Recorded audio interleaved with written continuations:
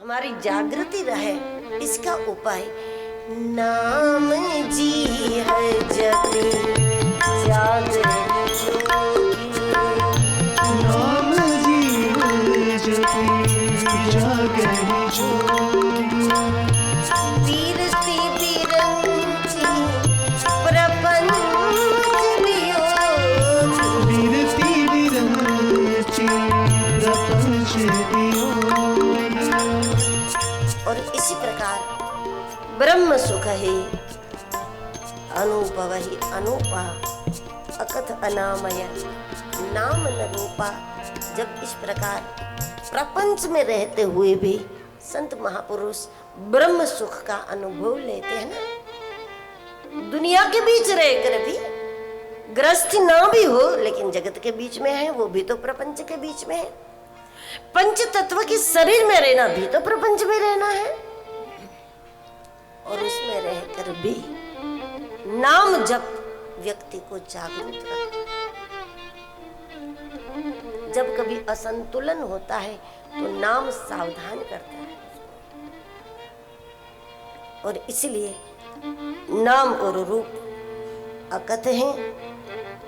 जो ईश्वरीय गति को, ईश्वरीय रहस्यों को जानना चाहे, जाना चाहसी गूढ़ गति जेऊ।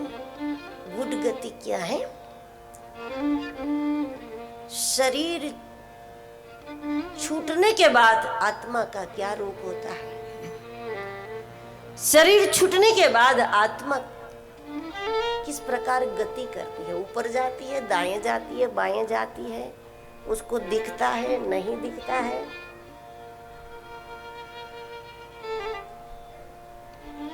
जब जन्म भी लेती है दूसरा, तो किस प्रकार वो माँ के गर्भ तक किस प्रकार पहुंचती है ये आत्मा, फिर से कैसे इसका पिंड में प्रवेश होता है,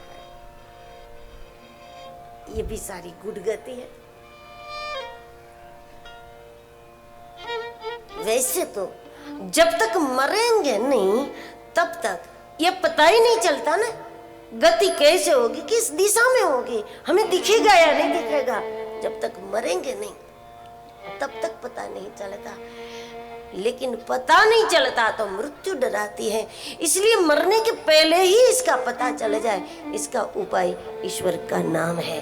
नाम निष्ठ व्यक्ति नाम के प्रकाश में मृत्यु के पहले मृत्यु का स्वरूप समझ लेता है, और मृत्यु के बाद की गति को भी समझता है। नाम का उजियाला उसको इस लोक में बैठे हुए उस लोक की झांकी करा देता है कि कहाँ जाएंगे, कैसे जाएंगे। संसार में 4 प्रकार के भगवत भक्त हैं। कोई आर्त होते हैं, कोई अर्थार्थी होते हैं, मतलब कोई आर्त होकर के भगवान को पुकारते हैं, जैसे द्रौपदी जी ने पुकारा, गजेंद्र ने भगवान को पुकारा, उस प्रकार आर्त होकर के भगवान को पुकारना भी अच्छी बात है।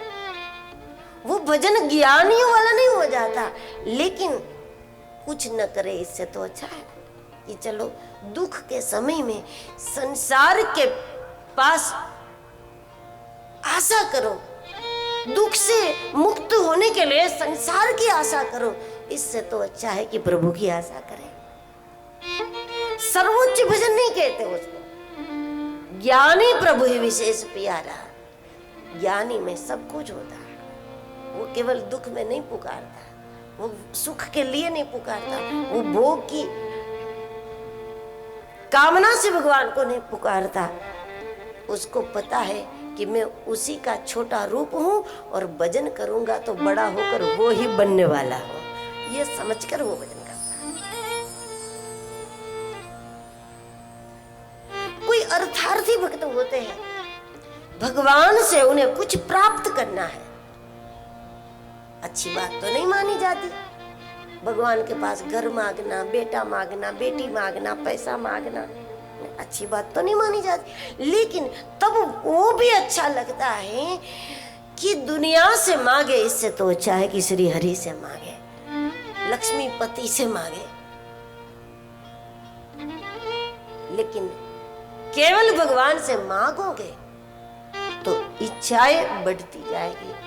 इसलिए अर्थार्थी भक्त वो नहीं है जो भगवान से मांगता है। अर्थार्थी भक्त वो है भगवान से मांगता तो है लेकिन नाम जप वो निरंतर करता है और मांगता है। तो इससे क्या फायदा होता है कि जिसकी इच्छा थी जिस वस्तु की, शायद वो इच्छा पूरी हो जाती है या फिर इच्छा शांत हो जाती है, दो में से एक बता। या फिर जिसकी इच्छा थी वो इच्छा पूर्ण भी हो जाती है और नई इच्छा उत्पन्न नहीं होती है, वहां शांति हो जाती है, तृप्ति हो जाती है। नहीं तो एक इच्छा पूरी भी हो तो 10वीं इच्छा उत्पन्न होती है, उससे बच जाती है। आर्त भक्त आर्तता में, दुख में भगवान को पुकारता है।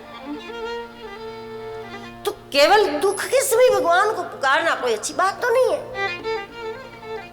लेकिन आर्त भक्त वो नहीं है कि केवल दुख में पुकारता है, वो जप निरंतर करता है। और जब जीवन में कोई कष्ट होता है तो उसको ठीक नहीं लगता कि मैं संसार को बताऊं, क्योंकि संसार के सामने रोगे तो लोग मजाक करेंगे, हंसोगे तो हर कोई आपके साथ हंसने को तैयार होते हैं, रोना अकेले पड़ता है। जब दुनिया के सामने रो तो कोई आपके साथ रोएगा कि चलो तुम रोते तो हम भी रोए, तुम्हारे साथ थोड़ा कंपनी दे। रोना अकेला होता है,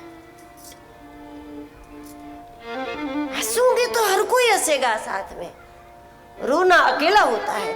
इसलिए आर्त भक्त वो है, अभी वो ज्ञानी नहीं है, वो पहुंचा हुआ नहीं है, वो जप तो करता है लेकिन अभी पहुंचा हुआ नहीं है। तो दुख में उसको पीड़ा जरूर होती है, उसे पुकार जरूर हो जाती है, लेकिन धन्यता यह है कि वो संसार को नहीं पुकारता, वो श्री हरि को पुकारता है। ये उसकी धन्यता है।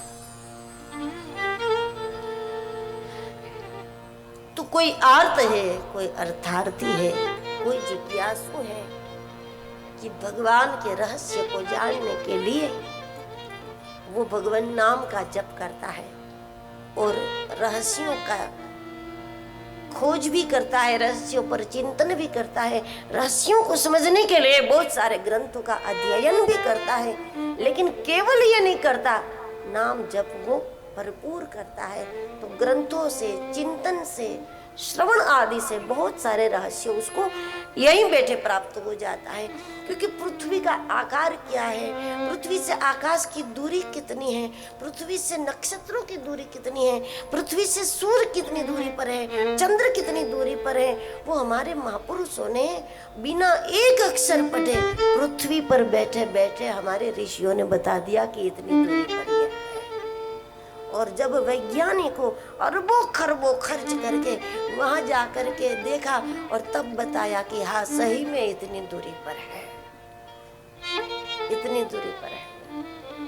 जबकि महापुरुषों ने बिना 1 रुपये का खर्च किए, बिना कोई प्रयास किए, यहाँ बैठे, बिना अभ्यास किए, बिना स्कूल कॉलेज देखे, यहीं बैठे उसने आसमान की सारी अवस्था, नक्षत्रों का नामकरण किया।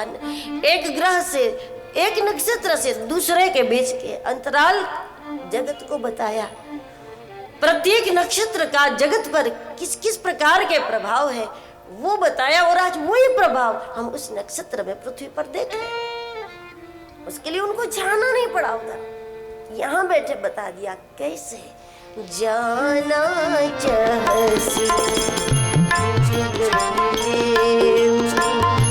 जाना चाहसी गुण गति नाम जीवन जपी जान दे, नाम जीवन जपी जान दे, जाना चाहसी जाना चाहसी गुण गति जो गूढ़ गति जानना चाहते हैं नाम का आश्रय करें। इस प्रकार गोस्वामी जी नाम की महिमा, नाम के बहुत सारे रहस्य हमारे सामने प्रकट करते हैं, क्योंकि नाम की महिमा, नाम के रहस्य को समझने से ही नाम निष्ठा दृढ़ होती है।